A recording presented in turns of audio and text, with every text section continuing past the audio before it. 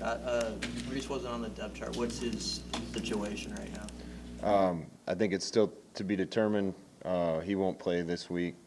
Don't see him being a part of our plans in the immediate future, and the farther out future, we'll have to determine that based on some circumstances. Is he with you right now? He's not a part of the team right now going into this week. Is that by his choice or your choice? There's certain standards that we ask our players to uphold. When those standards aren't upheld, it doesn't matter who it is, they're not going to be a part of our plans that week or potentially longer. Is it fair to term it an indefinite suspension? No, those are your words, not mine. We just expect all of our players to conduct themselves in a certain manner, and there are certain things that are non-negotiable, and they have to live up to those standards. He still remains in classes though and everything, right? As far as I know. Is this related to his court case? No.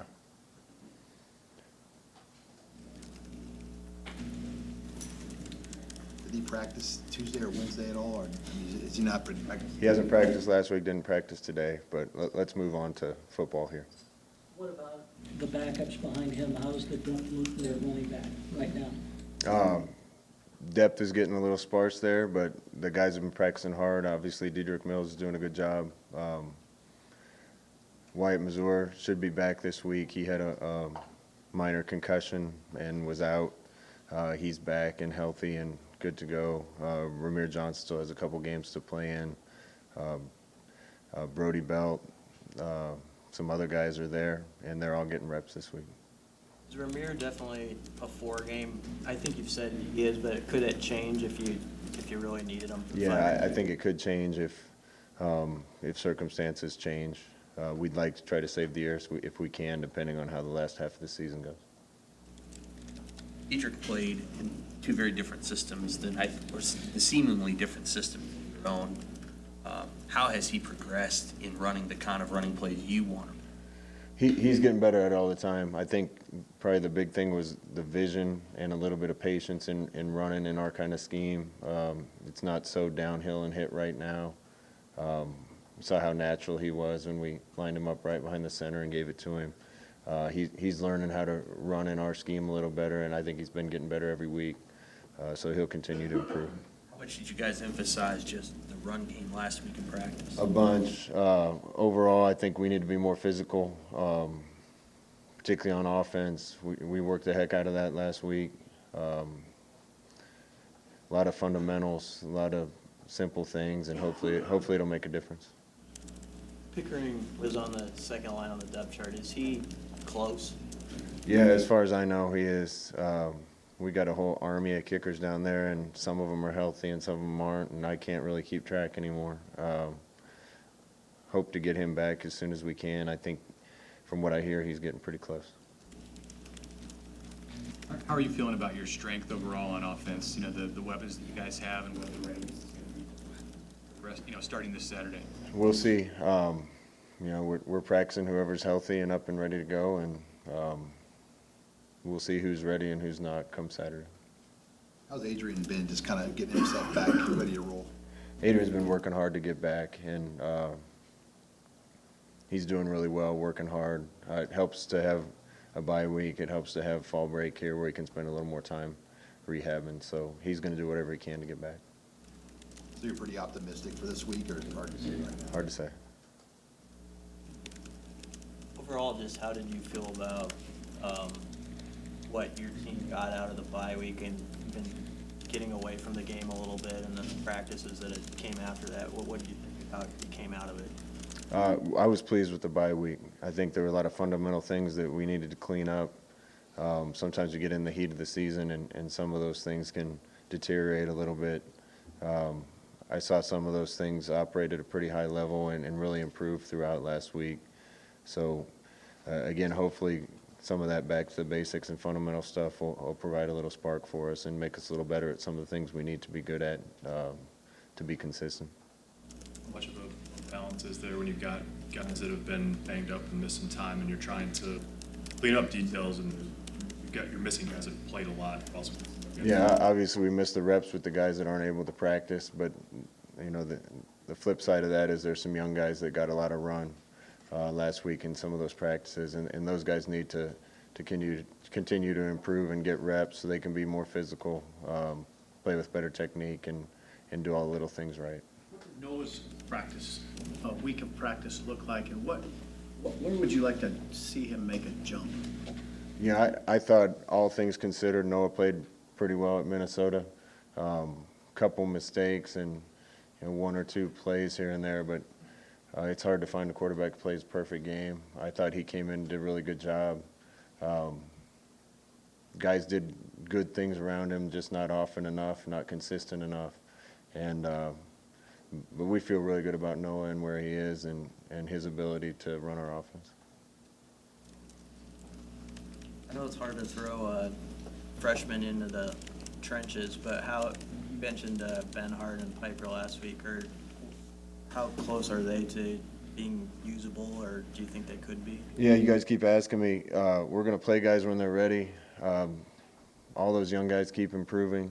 One thing you learn about this league pretty quick is this is a grown man's league, and guys have to be ready, and it's probably hard to win in this league, particularly in the trenches with 18 and 19-year-olds. So we're expecting help out of those guys. I think they're really close to helping us. But they're also first-year guys, and we throw them in, you're going to expect some first-game mistakes and first-year mistakes. So we got to be smart as a football team when we use them. But I've been pleased with the progress of several guys, including Piper, Ben Hart, and some other guys. Let's think about your offensive line. Where can it start? Like, what's the first thing you want to see take a step forward? We just got to be a little more consistent. We got to get on guys and move them instead of just occupying. There haven't been a lot of mental breakdowns. It's just been technique-related, finishing blocks, maybe being a little more physical and nasty up front so that we can count on the holes being there a little more often. Obviously, pass pro has to get a little bit better. There's been times we've had good time to throw and other times when I wouldn't want to be quarterback back there. So we went back to work on all those things this week, and I'm excited about the progress they made. Can you teach physical and nasty, or is that we got to recruit it, or how do you? You can teach it some. I think Lou Holtz said it. If a dog won't bite when it's a pup, it probably won't bite when it's grown. And there's some truth to that too. You know, and I think as a team, it's got to be the culture. It's just got to be what's expected, and it's got to be a standard that's non-negotiable. And we're working toward that, but it doesn't happen overnight. A lot of the players talked about being mentally refreshed from that bye week. What to you does it look like on the field when it's full of players who are mentally refreshed? Practice looked a little faster today, a little crisper. Guys were running without hobbles and limps, and it's good to see. You know, it is a long stretch. I know it's college kids, and they should recover faster than some of us old guys, but it still takes a toll on you, particularly we don't have a lot of depth in some areas. And I thought everybody had a little more pep in their step today. I know tempo and pace is central to your offense, or has been at this point. You examine it all, how fast you guys are playing on offense and how that relates to how it may affect the defense? Yeah, we think about that every week, honestly. We're still not playing at the tempo I want, but I think a lot of that's by choice and for a lot of reasons. And some of it is by choice, some of it isn't, but I think that'll continue to improve too. What jumps out to you about Indiana is looking at them through 7 games? Yeah, I've watched them more on D than O so far. I think they're big and physical up front. Have some corners that can cover. They play a lot of press quarters and some man, mix in some pressures. They really run to the ball, play hard, tackle well, cover well on the outside, and they're pretty hard to move in their front seven. So, I've said this a bunch, but there's a lot of good teams in this league, and you better show up ready to play every week, or you're going to be in trouble. There's a video about this morning, you guys, use this alternate jersey. Yep, we're going to wear the alternate jerseys this week. So I told the team this morning, if we're going to wear them, they better show up and play with an attitude that makes the Black Shirt alumni proud. Any reason why you picked this week to learn? No, not really. We're running out of home games. I want to go back to Washington for a second. In hindsight, that always being 20/20, is there anything you wish you had done differently in managing his situation over the last 2 years? No, I wouldn't do anything different. I wish things would be a little different. Listen, Coach Osborne was this way. He wasn't quick to crumble kids up and throw them away. Some of the kids that are in some of those situations, if they're gone out of this program, that road doesn't lead to very many good places. So as long as I'm here, I'm going to try to help these young men as much as I can. That's the promise I make to their parents when I sit in their living room and tell them we're going to try to help them no matter what. There's certain things that they know if they do, I'm not going to help them, and they're on their own. But I want what's best for all these guys. So we're going to try to continue to help them as long as they can be helped. And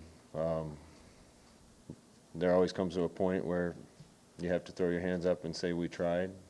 But until then, we want to do what's right by them. 'Cause I think that's the right thing to do. And we certainly tried to do everything we can for Mo, and hopefully it works out well. Anything else from Coach? Okay, thank you.